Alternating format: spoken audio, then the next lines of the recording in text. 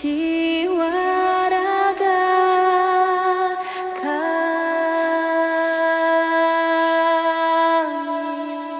Anda dan teman Anda akan melakukan kegiatan, cobalah buka. Anda Indonesia adalah A, is the most tugas beautiful Anda land adalah in the mengepalkan salah universe. satu tangan Anda. Coba Anda bayangkan The bahwa land Anda where we were menyimpan born. sesuatu yang sangat The berharga nation di dalam where we kepalan grew tangan up. Anda. So many Anda colors perlu menjaga that benda live tersebut together sekuat in tenaga Anda peace, karena begitu penting with a million timeless untuk Anda. treasures, Tugas rekan with an Anda abundance of natural adalah wealth. mencoba dengan segala cara Indonesia membuka is not kepalan just tangan Anda. wonderful. Indonesia is a wonderland. Hardik, Kota baru dunia berbeda, berbeda manapun di sana, manapun di sana. secara bergantian. Katamu lawan adinda, adinda iman di dada, semalaya iman di dada, semalaya.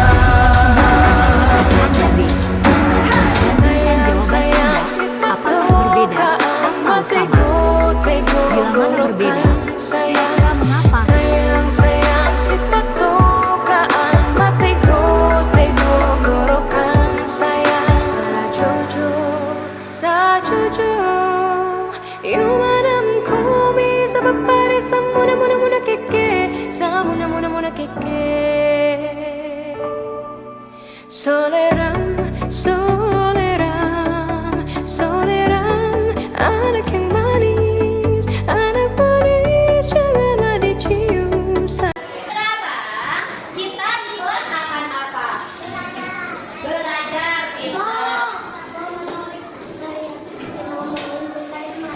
mau menulis seperti kemarin? Boleh ya, nanti kita menulis seperti kemarin. Iya boleh. Tadi tanya kalian di kelas ini akan apa? Ada yang menjawab akan belajar.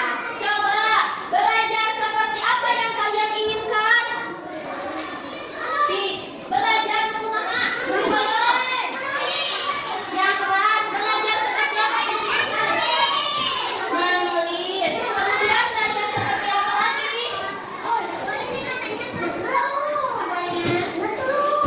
Yang apa? Belajar yang tuh di mana? Di kelas. Bagaimana caranya kita belajar dulu? Ayo, bagaimana caranya kita ingin belajar menyenangkan di kelas? Kalian belajar ingin menyenangkan tidak? Belajar seperti apa yang kalian inginkan? Menulis, menggambar, bernyanyi. Coba. Berbuat baik. Apa lagi? Musik, menggambar, menulis, bernyanyi. Nah itu adalah pembelajaran yang sholat ya. Pembelajaran yang menyenangkan, menolong orang, boleh ya karena dia berbuat baik, harus berbuat baik. Nah, bagaimana caranya kita menolong, berbuat baik, menulis di kelas, menggambar di kelas, bernyanyi di kelas? Bagaimana caranya? Dengan menerapkan keyakinan kelas ya. Kita akan membuat keyakinan kelas. Tadi ada yang minta maaf kalau berbuat salah.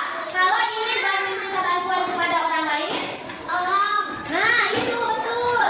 Menyebutkan tolong. Kalau ingin ke rumah orang lain, permisi. Satu lagi apa? Nah, kalau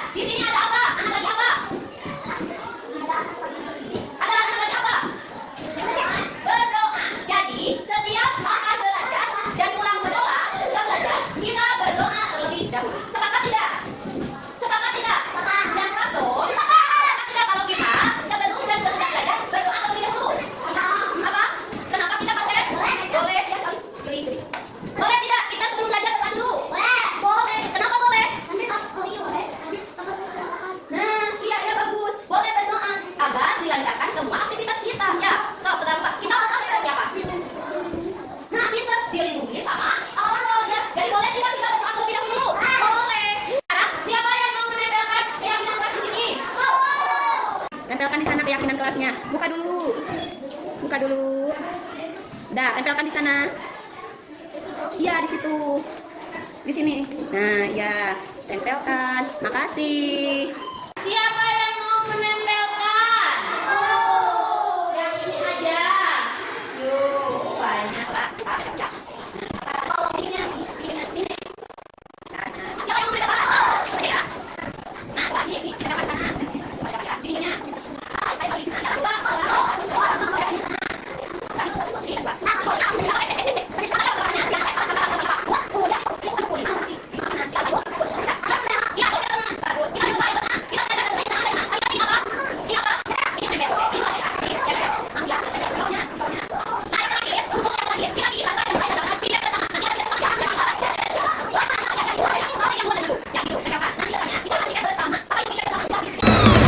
Proklamasi kami bangsa Indonesia dengan ini menyatakan kemerdekaan Indonesia.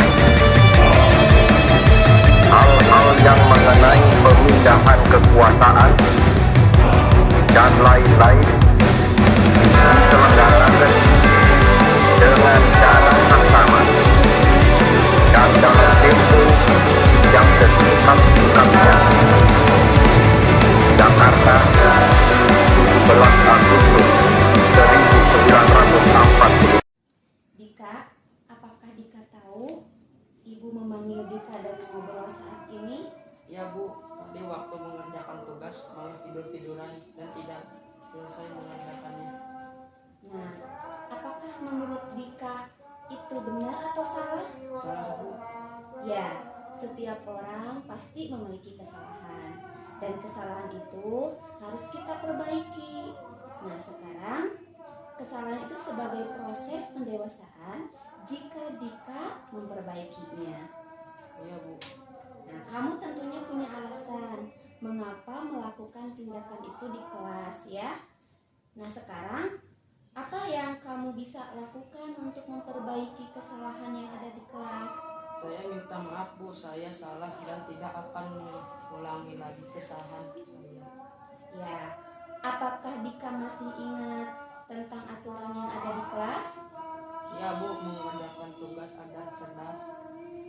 Iya, nah itu adalah keyakinan kelas kita ya. Jika tugas kita tidak dikerjakan, apa yang akan terjadi? Tidak akan naik kelas. Nah, betul. Nanti kalau di kelas tidak mengerjakan tugas karena tidak mengerti, boleh dikatanyakan kepada ibu ya. Baik Bu, terima kasih. Iya, terima kasih kembali ya. Dan terima kasih telah memenuhi undangan ibu. Tadi Dika telah upacara. Kira-kira perlengkapan apa yang harus ada saat upacara? Topi, dasi, dan sepatu hitam Bu. Topi, dasi, dan sepatu hitam. Yang tidak dipakai oleh Dika saat upacara apa? Topi Bu, saya lupa membawanya. Iya, karena Dika lupa membawanya tidak apa-apa ya. Lupa itu adalah kesalahan ya, karena setiap orang pasti memiliki kesalahan termasuk ibu juga. Nah, dari kesalahan tersebut apa yang akan dilakukan Dika untuk memperbaikinya? Ada Bu, saya harus menyiapkan topi di dalam tas sebelum berangkat. Ya, bagus. Dika harus mempersiapkan terlebih dahulu perlengkapan yang akan dipakai atau digunakan saat bersekolah termasuk upacara. Ya. Nah, itu adalah apa menurut Dika? Ya Bu, sesuai dengan keyakinan kelas bahwa aturan sekolah harus ditaati. Saya akan memperbaiki kesalahan dan menyiapkan sebelum berangkat ke sekolah. Iya, bagus ya. Jadi Dika lupa membawa topi, kemudian insya Allah nanti minggu depan tidak akan lupa lagi karena akan mempersiapkan di rumah. Ya, bagus itu ya. Jadi keyakinan kelas kita ya, persiapkan di rumah apa yang akan diperlukan waktu akan sekolah ya. Tolong ingat kembali dan patuhi aturan yang ada di sekolah kita. Ya Bu, terima kasih. Iya, sama-sama.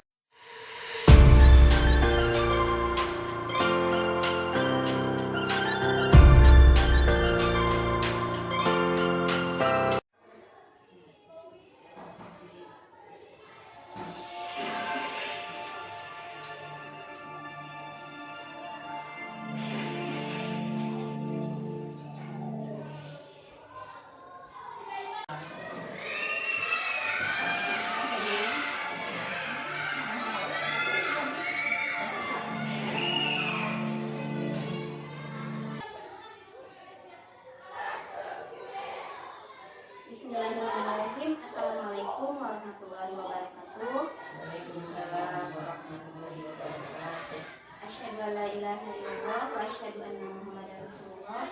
Allahumma shalli ala sayyidina Muhammad wa ala ali sayyidina Muhammad. Bapak Kepala Sekolah yang saya hormati, Bapak Ibu guru yang saya hormati, marilah kita panjatkan puji dan syukur kepada Allah Subhanahu wa taala karena dengan rahmat dan hidayahnya kita diberikan nikmat iman dan Islam. Salawat serta salam tercurah limpahkan kepada junjungan alam Nabi Bana wa Nabiyana Muhammad sallallahu alaihi wasallam, dan tak lupa juga kepada para keluarganya, kepada para sahabatnya, kepada para tabiin-tabiinnya, dan kepada kita semua selaku umatnya. Ibu dan bapak yang saya hormati, pertama saya memohon izin dan waktunya saya akan menyampaikan materi yang telah saya dapatkan di PGP, Pendidikan Guru Penggerak, yaitu diseminasi modul 1.4 budaya positif. Dalam Guru Penggerak ini memiliki 3 paket modul. 1 paket modul terdiri dari 6 modul, yang paket modul kedua 3 modul, dan paket ketiga 3 modul. Semuanya ada 10 modul. Akan tetapi di sini saya akan menyampaikan 1 modul, yaitu modul 1.4 tentang budaya positif. Nah, apakah budaya positif itu atau apa budaya positif itu? Kita akan lihat sama-sama dan menyimak secara seksama. Nah, budaya positif adalah nilai-nilai, keyakinan-keyakinan, dan kebiasaan-kebiasaan di sekolah yang berpihak pada murid, agar murid dapat berkembang menjadi pribadi yang kritis, penuh hormat, dan bertanggung jawab.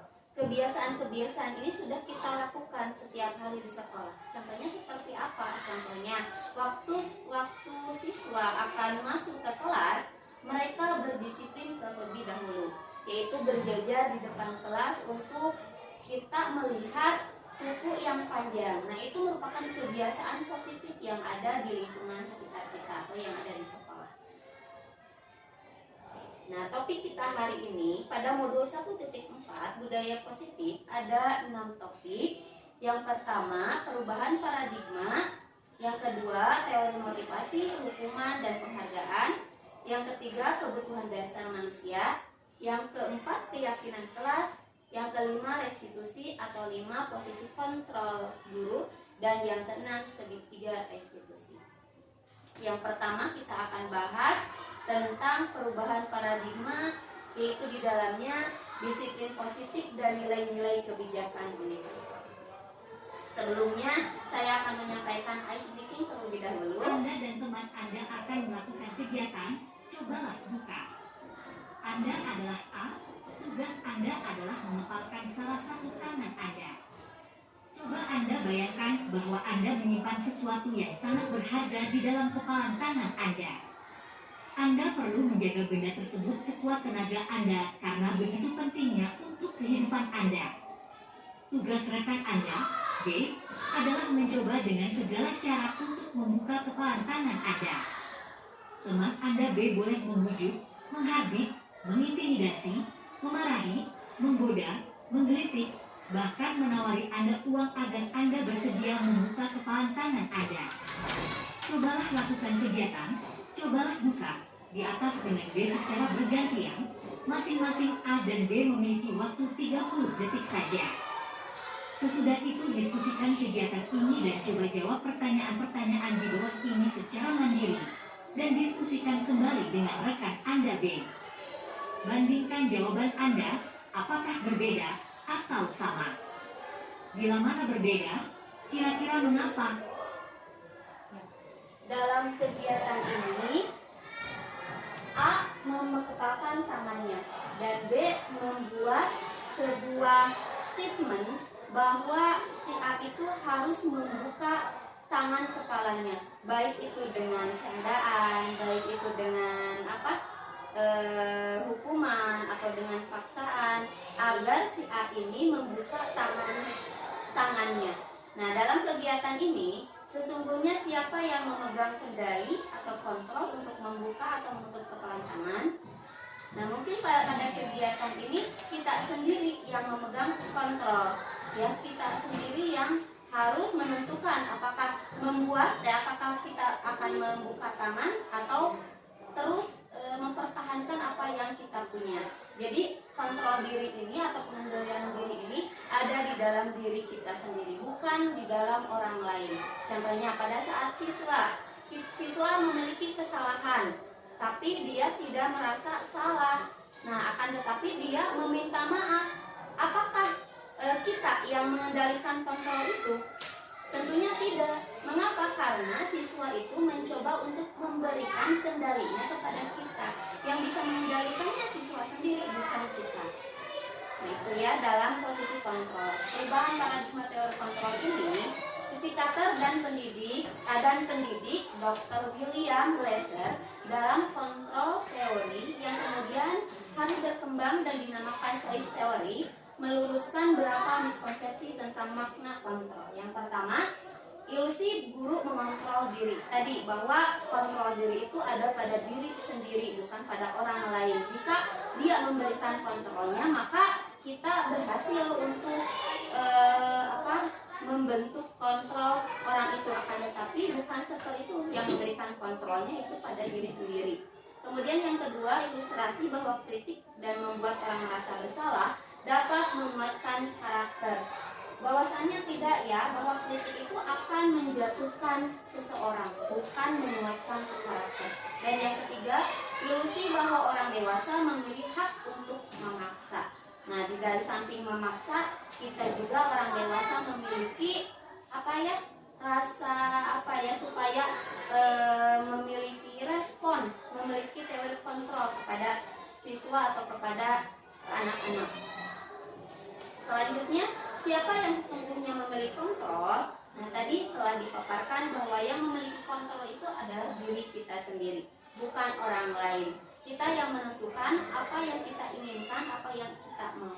Di sini ada stimulus respon, dulu stimulus respon, dan sekarang teori kontrol. Di mana di stimulus respon realitas atau kebutuhan kita sama, tapi di teori kontrol realitas kebutuhan kita berbeda. Si A dan si B pasti berbeda, kebutuhannya tidak akan sama. Kemudian semua orang melihat hal yang sama. Nah, pada teori kontrol setiap orang memiliki gambaran berbeda, jadi tidak ada sama untuk setiap orang, karena manusia itu dilahirkan unik atau berbeda-beda. Nah, menurut stimulus respon, kita mencoba mengubah orang agar berpandangan sama dengan kita. Tapi menurut teori kontrol, bahwa kita berusaha memahami pandangan orang lain tentang dunia. Kemudian menurut stimulus respon juga, perilaku buruk dilihat sebagai suatu kesalahan.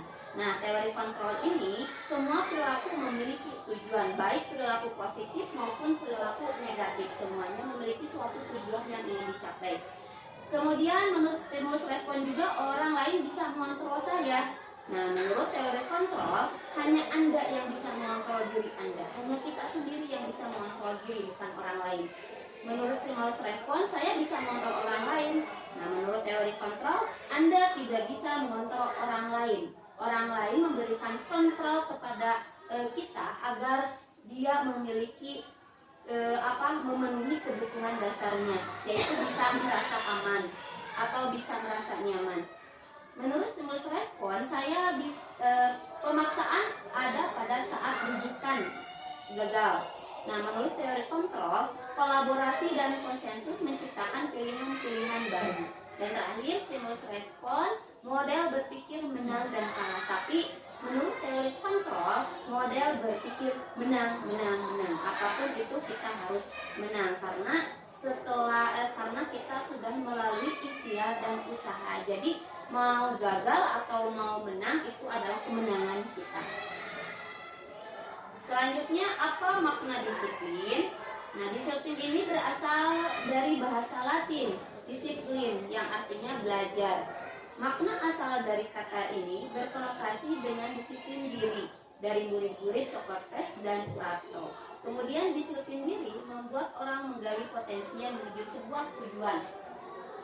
Apa yang dihargai? Namun dalam budaya kita, makna kata disiplin telah berubah menjadi sesuatu yang dilakukan seseorang pada orang lain untuk mendapatkan kepatuhan. Kecenderungan umum adalah menghubungkan kata disiplin dengan ketidaknyamanan. Jadi ada pemaksaan pada kata disiplin ini sehingga menimbulkan ketidaknyamanan terhadap seseorang. seseorang, bukan dengan apa yang kita hargai atau mencapai suatu tujuan mulia. Nah, makna disiplin positif pada guru penggerak ini, modul ini yang dikemukakan oleh Ki Hajar Dewantara maupun Daeng dosen, di mana kedua pakar pendidikan mengartikan disiplin sebagai bentuk kontrol diri, yaitu belajar untuk mengontrol diri agar dapat mencapai suatu tujuan mulia. Tujuan mulia di sini mengacu pada nilai-nilai atau prinsip-prinsip mulia yang dianut seseorang. Kita namakan nilai-nilai tersebut sebagai nilai-nilai kebajikan atau virtus yang universal. Nah, apa itu nilai-nilai kebajikan? Kita lihat di sini. Jika kita mengacu pada profil pelajar Pancasila, pelajar Indonesia merupakan pelajar sepanjang hayat yang memiliki kompetensi global dan berperilaku sesuai nilai-nilai Pancasila. Pelajar yang memiliki profil yang demikian itu adalah pelajar yang terbangun untuk keenam dimensi penduduknya, yaitu yang terdiri yang pertama itu beriman bertakwa kepada Tuhan Yang Maha Esa dan berakhlak mulia. Yang kedua mandiri, yang ketiga bergotong royong, yang keempat berkebinekaan global, yang kelima bernalar kritis, dan yang keenam kreatif. Keenam dimensi ini sudah kita terapkan di sekolah, yaitu dari kurikulum Merdeka 6 profil pelajar Pancasila. Nah, selanjutnya yang kedua, teori motivasi, hukuman, dan penghargaan. Di sini ada 3. Ada motivasi eksternal, yaitu dari dalam luar, motivasi eksternal di luar, dan kemudian motivasi internal, yaitu sebagai tujuan kita, tujuan disiplin positif. Nah, yang pertama, teori motivasi ketidaknyamanan atau hukuman. Di sini apa yang akan terjadi apabila saya tidak melakukannya? Contohnya, siswa tidak mengerjakan PR. Nah, kita memberikan statement kepada siswa seperti ini. Kamu tidak mengerjakan PR, nanti kamu akan ibu hukum ya. Nah, jadi siswa itu akan berpikir apa yang akan terjadi apabila saya tidak melakukannya. Nanti saya akan dihukum. Nah, itu adalah motivasi eksternal. Kemudian yang kedua, untuk mendapatkan imbalan dari orang lain atau institusi. Contohnya, jika siswa mengerjakan PR dan guru mengatakan kamu harus mengerjakan PR. Nanti kalau kamu mengerjakan PR, ibu kasih sesuatu sama kamu. Nah, siswa itu akan menganggap bahwa apa yang akan saya dapatkan apabila saya melakukannya. Terus mengharapkan seperti itu kepada gurunya. Dan yang terakhir, untuk menghargai diri sendiri adanya dalam motivasi internal di dalam diri sendiri, yaitu siswa berpikir bahwa saya akan menjadi orang yang seperti apa bila saya melakukannya. Contoh di sini, siswa mengerjakan PR. Siswa akan diberi PR, dia akan mengerjakan PR. Nah, guru itu berkata, kamu mengerjakan PR, nanti kamu akan apa? Dia berpikir sendiri bahwa kalau saya mengerjakan PR, nanti saya akan bisa menulis, akan bisa menghitung, dan akan bisa membaca. Kemudian saya akan naik kelas, dan saya nanti akan bisa melakukan atau mengerjakan ujian. Nah, itu merupakan menghargai diri sendiri. Jadi kita akan menerapkan teori motivasi perilaku manusia ini. Poin ketiga yaitu menerapkan kepada tujuan disiplin positif. Siswa menghargai dirinya sendiri. Nah, yang selanjutnya, merdeka menurut Ki Hajar Dewantara itu artinya tidak hanya terlepas dari perintah, akan tetapi juga cakap buat memerintah diri sendiri. Yang tadi kontrol pada diri sendiri ya. Ini menurut Ki Hajar Dewantara. Merdeka itu bebas, tidak tergantung sama orang lain, memiliki pilihan. Kita juga memberikan pembelajaran kepada peserta didik dengan kebebasan. Apa yang kamu inginkan, minat apa yang kamu inginkan, atau kesukaan apa yang kamu suka tentang apa, suka tentang pembelajaran seperti apa. Nah, itu adalah merdeka. Nah, tapi tidak terlepas dengan tujuan pembelajaran yang akan kita capai pada saat pembelajaran, proses pembelajaran. Nah, untuk selanjutnya, kebutuhan dasar manusia. Di sini ada 5 kebutuhan dasar manusia.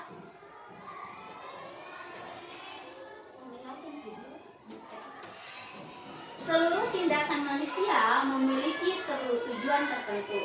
Semua yang kita lakukan adalah usaha terbaik kita untuk mendapatkan apa yang kita inginkan. Ketika kita mendapatkan apa yang kita inginkan, sebetulnya saat itu kita sedang memenuhi satu atau lebih dari satu kebutuhan dasar kita, yaitu kebutuhan untuk bertahan hidup, survival, kasih sayang dan rasa yang diterima, love and belonging, belong, kebebasan, freedom, kesenangan, fun, dan penguasaan, power. Nah, di sini ada studi kasus di mana Ibu Ambar, guru wali kelas 2A di SD Tingkat Hati, sedang menghadapi pula salah satu murid di kelasnya, yaitu namanya Doni.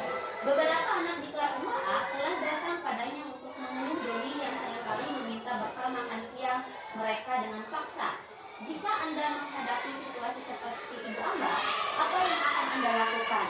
Menurut Anda, kira-kira apa alasan Doni melakukan hal itu? Ada 5 alasan. Kita dengarkan apa alasan Doni sehingga kita tahu bahwa Doni itu kebutuhannya apa. Yang pertama, dalam kasus Doni di atas, apabila jawaban Doni ketika ditanya oleh Ibu Ambar adalah karena ia lapar dan orang tuanya tidak membawakan bekal makan siang, maka kebutuhan dasar yang sedang berusaha dipenuhi oleh Doni adalah kebutuhan untuk bertahan hidup, survival. Ya, dalam kasus di atas, apabila Doni menjawab bahwa alasannya mengambil bekal temannya karena dia merasa senang temannya jadi memperhatikan dia, ketika teman melaporkan tindakannya itu pada guru dan gurunya memberitahu orang tuanya sehingga orang tuanya jadi memperhatikan dia, maka kebutuhan dasar yang sedang dipenuhi Doni adalah kebutuhan akan kasih sayang dan rasa diterima. Jadi itu dasarnya, dia ingin dikasih sayang, dia ingin disayangi dan diterima, maka dia melakukan ini. Yang ketiga, kasus di atas, apabila jawaban Doni adalah dia merasa hebat karena temannya jadi takut dan dia menuruti keinginannya, maka sebetulnya Doni sedang berusaha memenuhi kebutuhan dasarnya akan kekuasaan. Jadi ingin diterima Doni itu berkuasa. Nah, yang keempat, bila jawaban Doni dalam kasus di atas adalah bahwa dia merasa bosan dengan bekal makanan yang dibawakan ibunya dari rumah karena ibunya selalu membawa bekal yang sama, oleh karena itu dia ingin mencoba makanan teman-temannya yang beraneka ragam. Di sini Doni sedang berusaha memenuhi kebutuhannya akan kebebasan. Jadi dia tuh bosan dengan bekal makanan itu saja. Dia ingin mencoba berbagai makanan dari temannya. Kemudian yang terakhir, bila Doni menjawab bahwa dia melakukannya karena iseng saja dan dia menikmati ekspresi wajah teman-temannya yang kesal karena diambil makanannya dan menurut dia ekspresi teman-temannya itu lucu, maka berarti Doni sedang berusaha memenuhi kebutuhannya akan kesenangan. Nah, dalam kasus ini jawaban dari Doni sangat menentukan apa yang dia kebutuhan atau kebutuhan dasar apa yang akan dia penuhi. Yang selanjutnya, keempat, keyakinan kelas. Nah, di sini keyakinan kelas itu metode untuk menimbulkan kembali disiplin positif yang didasari oleh motivasi dari dalam diri. Dalam KBBI, peraturan atau regulation adalah petunjuk, kaidah atau ketentuan yang dibuat untuk mengatur. Sedangkan keyakinan kelas adalah kesepakatan atau deal berasal dari kata sepakat yang artinya setuju, mufakat atau sependapat. Sehingga bersepakat berarti sama-sama menyetujui. Untuk mendukung motivasi inklusif, kembali ke nilai-nilai atau keyakinan-keyakinan untuk menggerakkan seseorang dibandingkan mengikuti serangkaian-serangkaian atau peraturan-peraturan. Nah, untuk mengenal cara merumuskan keyakinan kelas ini, yang pertama, siswa menulis keyakinan yang mereka inginkan. Apa sih keyakinan kelas, apa sih yang akan kita terapkan di sekolah atau di kelas? Kemudian, guru dan siswa mengulas keyakinan yang telah tertulis.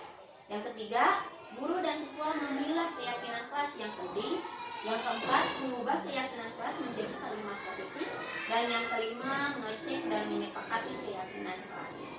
Itu urutannya atau cara merumuskan keyakinan kelas. Di sini saya sudah mencoba menerapkan keyakinan kelas.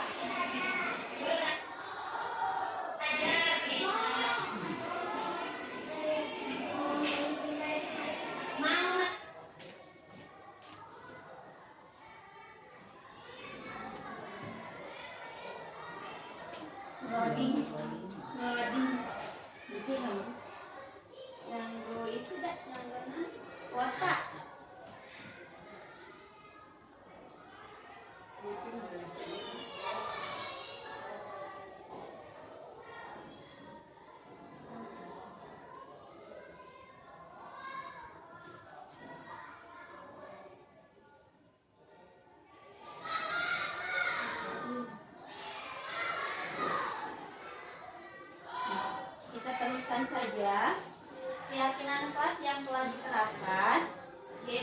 dalam kelas 1, yang pertama berdoa sebelum dan sesudah belajar, bersikap baik dan jujur. Kemudian yang kedua, kita saling rukun dan menghormati. Yang ketiga, kita saling mendengarkan. Yang keempat, kita mengucapkan maaf, permisi, tolong, dan terima kasih. Yang kelima, kita belajar dan bermain dengan aman dan nyaman. Yang keenam, kita gigih melakukan yang terbaik dan melaksanakan kegiatan bersama. Nah, saya menuliskan kita saling mendengarkan. Soalnya untuk kelas 1, kalau sudah menyampaikan materi ada saja gangguan. Suatu teh ibu ya kumaha, ibu iya potong pensilna, ibu iya kedah dihapus. Nah itu, jadi kita akan nantinya mengingatkan dia kembali bahwa keyakinan kelas kita apa. Sebelum kita siap untuk belajar, persiapkan dulu alat tulisnya. Kemudian kalau ibu lagi berbicara, siswa apa? Kalau siswa berbicara pasti ibu akan mendengarkan. Nah, kita kembalikan lagi ke keyakinan kelas yang telah disepakati secara bersama-sama. Nah, nanti lambat laun siswa akan mengerti bahwa oh iya kita menyepakati ini. Mungkin kesepakatan kelas ini tidak instan, tapi butuh proses. Keyakinan kelas yang telah diterapkan. Kemudian yang kelima, 5 posisi kontrol. Di mana 5 posisi kontrol ini yang pertama sebagai penghukum. Nah, di sini penghukum, seseorang menghukum bisa menggunakan hukuman fisik maupun verbal. Orang-orang yang menjalankan posisi penghukum senantiasa mengatakan bahwa sekolah memerlukan sistem atau alat yang dapat lebih menekan murid-murid lebih dalam lagi. Guru-guru yang menerapkan posisi penghukum akan berkata, di sini ada ciri-cirinya, yaitu yang pertama, patuhi aturan saya atau awas. Nah, yang kedua, kamu selalu saja salah. Nah, yang ketiga, selalu yang terakhir selesai. Nah, itu adalah guru seperti ini senantiasa percaya hanya ada satu cara agar pembelajaran bisa berhasil, yaitu cara dia. Nanti akibatnya akan apa? Kalau guru ada selalu di posisi ini, siswa akan merasa bahwa dirinya itu tidak berguna, dirinya itu selalu salah, dirinya itu tidak ada artinya, dan selalu ada rasa dendam kepada guru karena selalu menghukum fisik. Itu adalah posisi guru sebagai penghukum. Yang kedua, posisi guru sebagai pembuat merasa bersalah. Di sini pada posisi ini biasanya guru akan bersuara lemah lembut, membuat rasa bersalah, akan menggunakan keheningan yang membuat orang lain merasa tidak nyaman, bersalah atau rendah diri. Kata-kata yang keluar dengan lembut akan seperti, nah ini kata-katanya, ibu sangat kecewa sekali dengan kamu. Kemudian, berapa kali bapak harus memberitahu kamu ya? Gimana coba kalau orang tua kamu tahu kamu berbuat begini? Nah, dalam posisi ini, murid akan memiliki penilaian diri yang buruk tentang diri mereka. Murid merasa tidak berharga dan telah mengecewakan orang-orang yang disayanginya. Jadi akan berakibat fatal juga kepada budi pekerti murid. Kemudian sebagai teman, di sini sebagai teman, guru pada posisi ini tidak akan menyakiti murid, namun akan tetap berupaya mengontrol murid melalui persuasi. Posisi teman pada guru bisa negatif ataupun positif. Positif di sini berupa hubungan baik yang terjalin antara guru dan murid. Guru di posisi teman menggunakan hubungan baik dan humor untuk mempengaruhi seseorang. Mereka akan berkata atau guru akan berkata, ayo bantulah demi bapak ya. Ayo ingat tidak bantuan bapak selama ini. Ya sudah, kali ini tidak apa-apa, nanti ibu bantu bereskan. Jadi tidak ada kemandirian kepada siswa. Nah, hal negatif dari posisi teman adalah bila suatu saat guru tersebut tidak membantu, maka murid akan kecewa dan berkata, saya berpikir bapak atau ibu teman saya. Nah, murid merasa dikecewakan dan tidak mau lagi berusaha. Hal yang mungkin timbul adalah guru hanya akan bertindak untuk guru tertentu dan tidak untuk guru lain. Murid akan tergantung pada guru tersebut. Jadi adanya ketergantungan pada guru yang menjadi posisi teman siswa. Ada ketergantungan.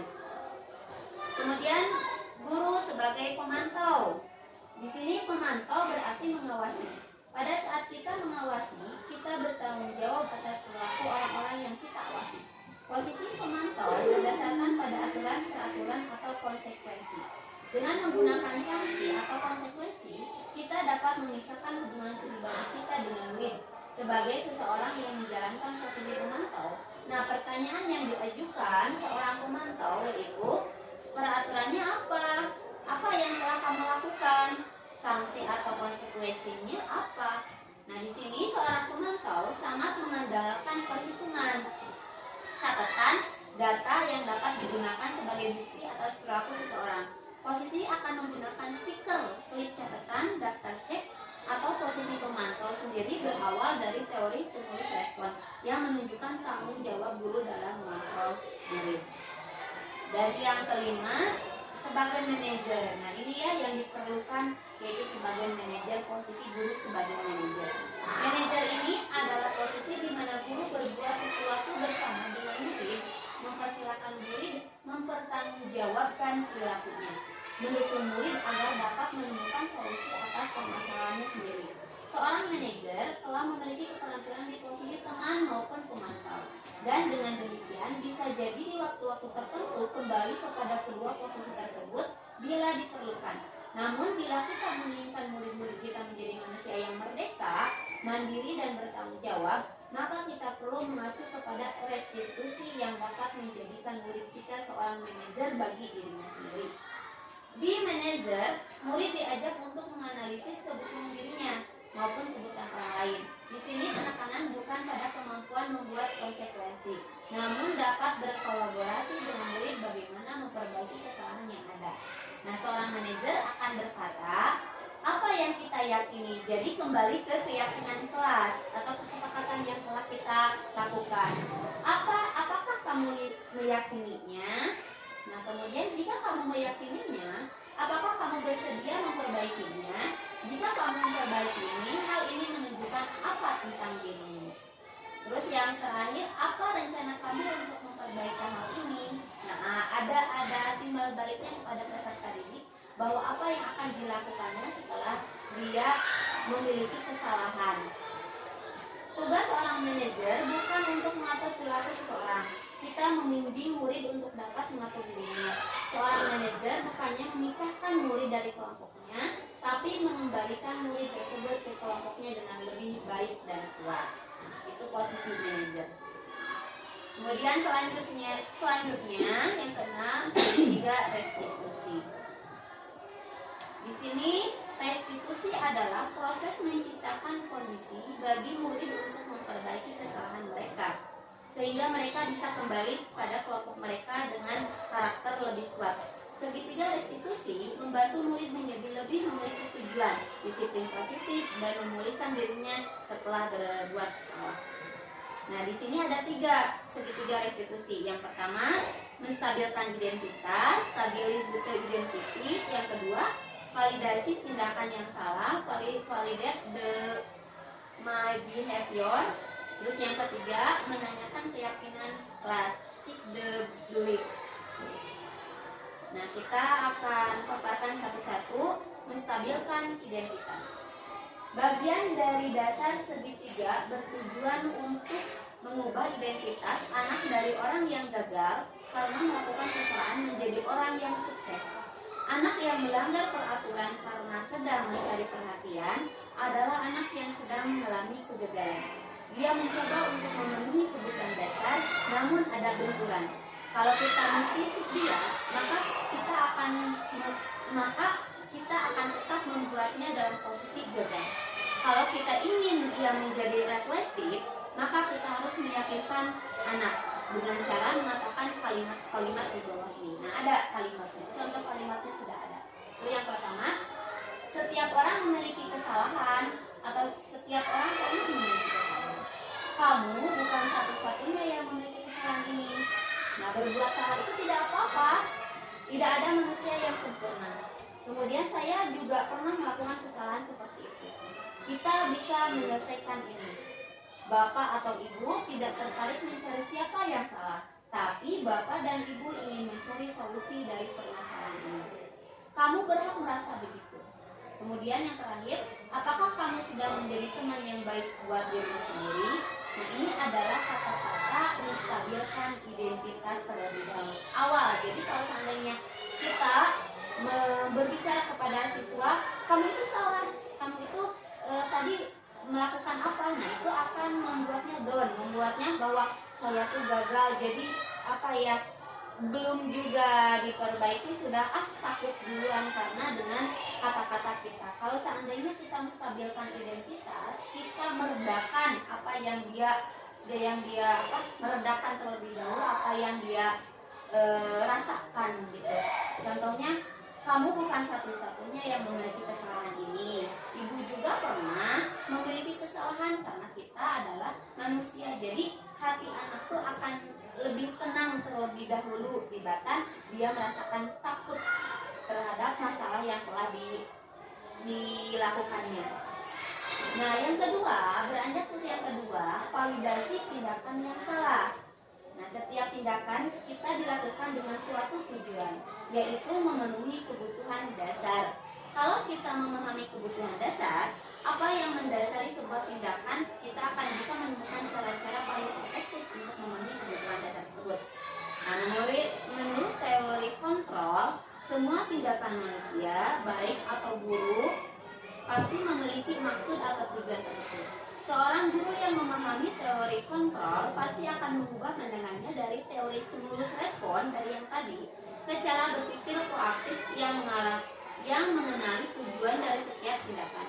Kita mungkin tidak suka sikap seorang anak yang terus-menerus merengek, tapi bila sikap itu mendapat perhatian kita, maka itu telah memenuhi kebutuhan anak tersebut. Nah, ini adalah contoh kata-katanya. Ya, setelah tadi, kemudian yang kedua, kamu punya alasan mengapa melakukan itu. Nah, yang kedua, adakah cara efektif untuk mendapatkan apa yang kamu butuhkan?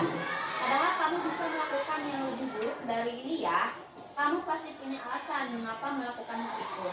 Kamu patut bangga pada dirimu sendiri karena kamu telah melindungi sesuatu yang penting buatmu. Dan yang terakhir, kamu boleh mempertahankan sikap itu, tapi kamu harus menambahkan sikap yang baik. Ini merupakan validasi tindakan yang salah.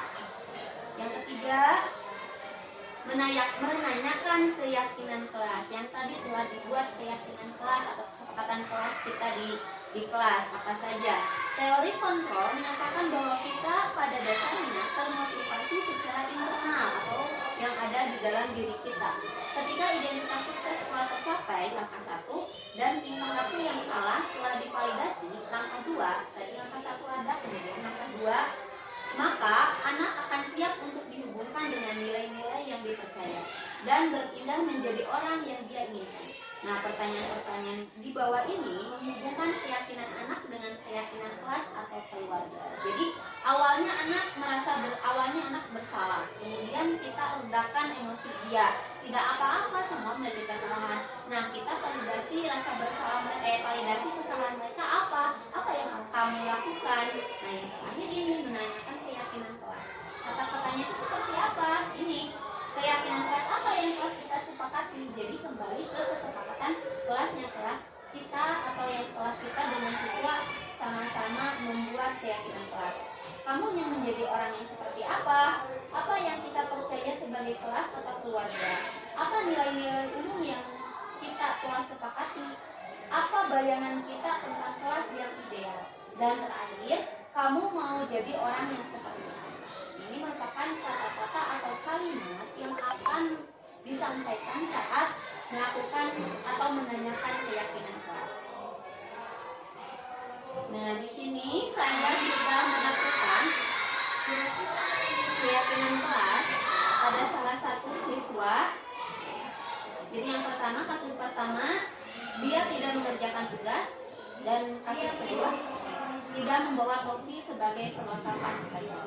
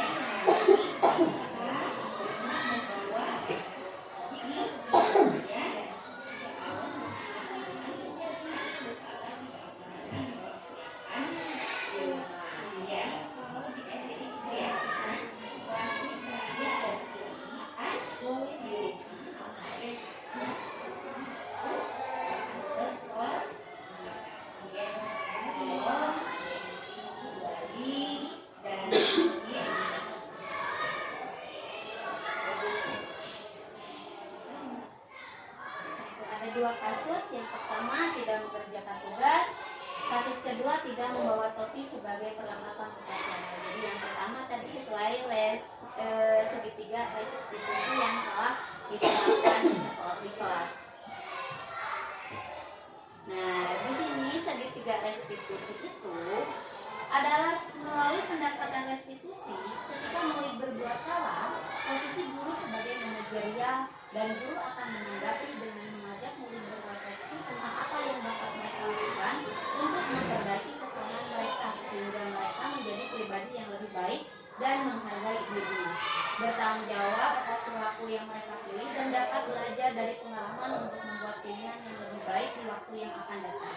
Perbaikan masalah harus murid yang dilakukan, dan jika ketiga guru memecahkan masalah perilaku mereka, murid akan kehilangan kesempatan untuk mempelajari keterampilan yang berharga untuk kedepannya. Jadi segitiga restitusi ini adanya yang pertama menstabilkan identitas, yang kedua validasi tindakan yang salah, dan yang terakhir menanyakan keyakinan. Segitiga restitusi. Ya, kesimpulan dari diseminasi ini adalah budaya positif merupakan perwujudan dari nilai-nilai atau keyakinan universal yang diterapkan di sekolah. Budaya positif diawali dengan perubahan paradigma tentang teori kontrol. Untuk menciptakan budaya positif di sekolah, kita tidak bisa bekerja sendiri, akan tetapi harus berkolaborasi dengan rekan sejawat dan melakukan perubahan-perubahan untuk membangun budaya positif. Salah satu pendekatan yang dilakukan adalah dengan pendekatan personal dan diseminasi agar semua warga sekolah dapat melakukan budaya positif di lingkungan sekolah. Di sekolah juga terdapat permasalahan-permasalahan yang harus pendidik selesaikan. Salah satu pendekatan yang dilakukan adalah dengan segitiga restitusi yang memposisikan pendidik sebagai manajer. Selain itu, untuk membentuk budaya positif juga, kita harus melakukan keyakinan kelas terlebih dahulu agar memiliki hati yang sama dengan warga sekolah, khususnya murid kita, sehingga pembelajaran pun berpusat pada murid. Murid mencapai kebahagiaan saat di sekolah dan memberikan nilai-nilai kebajikan pada murid yang mengacu pada nilai kebajikan profil pelajar Pancasila. Yang 6, dimensi profil pelajar Pancasila. Ya, alhamdulillah penyampaian materi sudah saya sampaikan. Mohon maaf bila banyak salah karena kesempurnaan hanya milik Allah dan kekurangan hanya milik kita semua sebagai manusia. Mohon maaf dan terima kasih atas kesediaan waktunya. Saya pamit. Billahi taufiq wal hidayah. Wassalamualaikum warahmatullahi wabarakatuh.